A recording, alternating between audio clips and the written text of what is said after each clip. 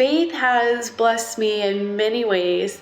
She has blessed me with friendship, with challenging me to dig deeper into the Word and into certain topics in order to answer questions, and just to be more like Christ. In the summer of 2021, Isaac and I were on our way to do a bike ride around Gettysburg.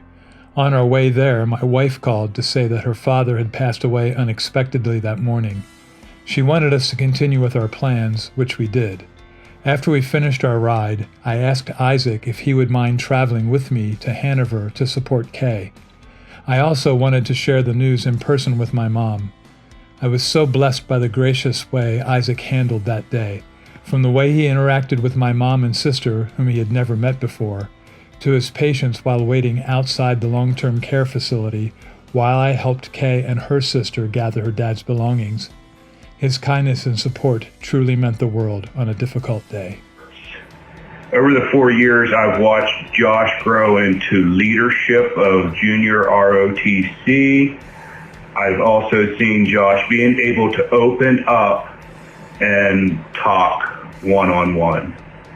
As for me, I've learned from Josh as to letting go of the past and moving forward. Josh has blessed me by just being a true friend, someone I can count on to talk to. I have actually known Faith since the summer of 2013, I think, is officially when I've come to know Faith Shank at a VBS where she attended at our church. And I just noticed right away that there's always been something special about her. I've seen a course of almost 10 years actually this summer, her grow into this beautiful young lady that radiates a beauty that I wish that I could hold from within. The way that you see Jesus shine through her makes her the most beautiful young lady I have had the privilege to know and to get to know over the course of the years. I had the pleasure of mentoring Faith from her level 2 to level 4 year of the 412 program. She's always giving me handmade gifts like jewelry and handmade coasters and crocheted coin purses, all these things. And I'm just excited to see the way that Faith uses her God-given abilities and creativity as she moves on to this next chapter of her life. One of our early activities, Emily Sanger took me fishing for the first time. We went to Gifford Pinchel State Park and searched for the right fishing spot. As we walked along the shore, I kept finding places thinking that would work, but she said nope, there was a perfect place where her dad had taken her. And then she had to teach me everything about fishing because I knew nothing. So in this case, Emily was my mentor. She was patient with me, taught me how to bait the hook, how to cast the line, how to take the fish off the hook. And I was an awkward and slow learner, but she was great. And surprisingly, we caught fish and it was a lot of fun. So Emily was a great mentor, and that showed her leadership abilities 2 years ago. And through these 2 years, I've seen her grown so much using those leadership gifts in various activities, from Bible adventure to working at camp to helping the younger kids in the youth group. The Lord's using her in many, many ways, thanks to the 412 program. One of the things that I've struggled with immensely is being able to communicate well. Jack knows this all too well because he's often been at the receiving end of poor communication. But one of the things that I will take with me out of this experience for me and Jack is that Jack is a very good a very good and persistent young man at keeping things at the front of the picture. He knows what's important and he keeps that at the front. So over the past years, we worked on several things. Organization, scheduling, and communication are a few. And I would just like to leave Jack with a bit of scripture that comes from Numbers 6:24 and 26. This is a verse that I know means a lot to me, and I just want to leave it for him. And that's, the Lord bless you and keep you. The Lord make his face shine upon you and be gracious to you. The Lord turn his face towards you and give you peace. Again, that's Numbers 6:24 through 26.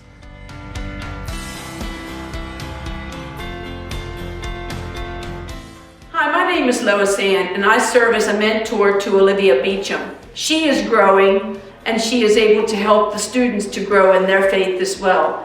It's great to be able to spend an hour with her every Friday morning, even if both of us are busy. It has been amazing to watch Faith grow over the years. Well, one way she has grown that I've seen is she has grown into a mentor herself. She has taken some of the younger girls in our youth group under her wing, and she hangs out with them, she listens to them, she talks to them, she takes them out to cool places to do stuff and just hang out. And it's been amazing to see her really grow and step up into a role model for the younger girls. One of the most significant ways I've seen Abby grow has been in her self-confidence. When Abby and I first started, she was very unsure of herself, but the really cool thing is when God put us together, he knew that this was also one of my biggest struggles.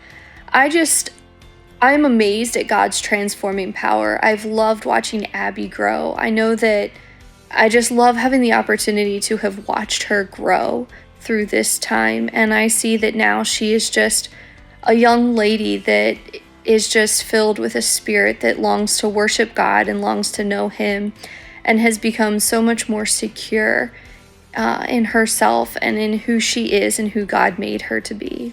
It has been such a blessing to see Isaac grow over our years together in the program. He has always asked good questions, but those questions have grown deeper and more thoughtful over the years. He has grown in spiritual maturity as he seeks to live his life for Jesus. He has demonstrated growth in using his spiritual gifts as well. One of the neat things about that fact is that it's happening organically as he seeks to walk more closely with the Lord. It is abundantly evident that the Lord's hand is upon him and that it's Isaac's desire to shine brightly for him. His growth in this program will serve him well as he enters the next season of his life at college. A significant way I have seen Gabe grow. Gabe's interest in studying the Bible has grown over his years in the 412 program. Lately, he has been asking my wife and I more questions about specific difficult passages in the scriptures. It was encouraging to us to hear his questions because we learned too. When I'm proposed with the question of where I've seen my buddy Micah grow, I mean, my goodness, years ago I towered over top of him. Now I think he's as tall as I am and shaves more than I do. But on more of a spiritual aspect, I have loved to have seen him grow in his maturity, his decision-making and leadership. I mean, the roles that he's been taking within camp and just the community, just the more responsibility that he has been taking upon himself, and just that leadership and seeing him thrive within that. We've even had conversations of maybe in the next step of life some pastoral leadership. I'm looking forward to seeing where that the next part of his journey takes him.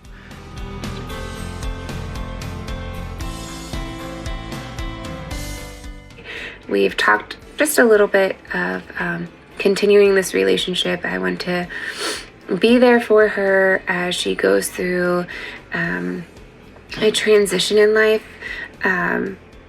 that is hard, I feel, looking back at my own life, that 18 to 22, 23, I found honestly to be the hardest. And I had wished I had someone to turn to be able to ask questions, to be able to say, hey, I need prayer, or I am just really struggling on which way I should go, or I'm struggling to hear God's voice. And I just want to be that person for her to lean on, and just know that I'm just always a constant for her.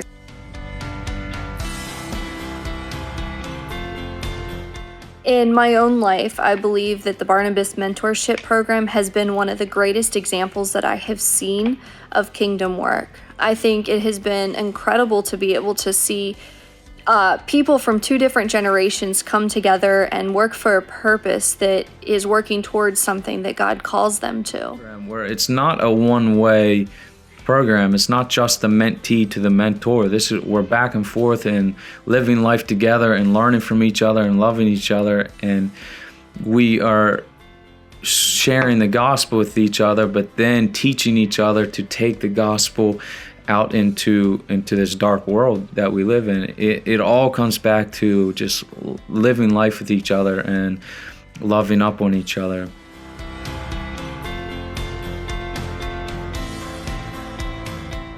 As a senior this year, she has senior privilege with her school, which means she goes in mid-morning. That gives her the opportunity to attend the Bible Adventure program that I lead in Chambersburg. And then she also is able to serve as their listener, making an impact in the lives of these kids.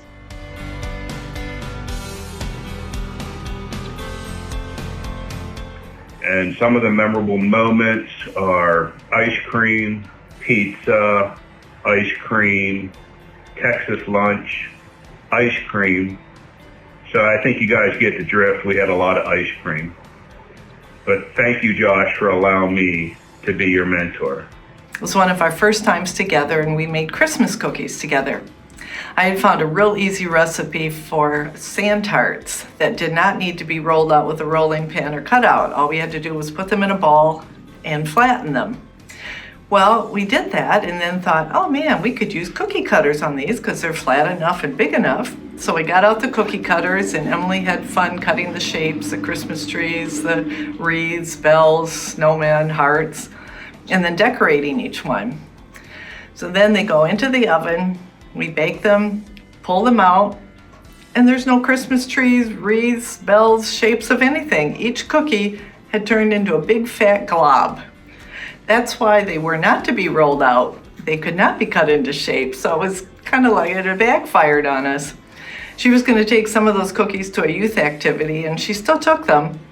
They were delicious. They looked awful, and we said, well, maybe the kids could just have fun trying to guess what the cookies had meant to be. But anyway, it was a fun time, and it was fun. My favorite memory. Gabe scared me one day when he announced to me he wanted to start a Bible club at school. He didn't seem to know he should be scared too. Was he trusting the Lord on this? I wondered. It was a great learning experience for him, and it taught him a valuable lesson regarding preparation and the difficulties of taking on a ministry alone. Hey Connor, it's been good to just be able to get together and hang out. A lot of times I know it was eating a meal or just driving around talking, maybe some ice cream. Paul spoke frequently about living your life in a particular way. All throughout his letters. One example in Colossians 1:10, he says, so walk in a manner that's worthy of the Lord, fully pleasing to him, bearing fruit in every good work and increasing in the knowledge of God. And, that truly is my prayer for you. One of my favorite verses growing up, and again, a verse that I just want to give to you, is found in Philippians 1:6, being confident of this, that he who began a good work in you will bring it to its completion at the day of Christ Jesus. And so, just recognizing just the work that God has begun in your life, and also recognizing that he has a good plan for you in your future. We love doing activities together that are artistic. We both have artistic abilities, and we bond over that. And so we decided to carve jack-o'-lanterns one day. And we're over here, we're having so much fun, scooping out all the seeds, being disgusted by all the guts on the inside, you know. And I finished preparing my pumpkin. I'm about to carve it in a jack-o'-lantern, so I'm like drawing the triangles, you know. I look over and Faye's drawing this intricate design on her pumpkin. I said, there is no way you're going to be able to carve that. She looks back at me and says, watch me. And sure enough, this girl proceeded to carve Smurfette in her pumpkin, like from the Smurfs, and it looked fantastic. And I'll show a picture here. I was wowed away. I'm always wowed away because she has such creative and artistic abilities.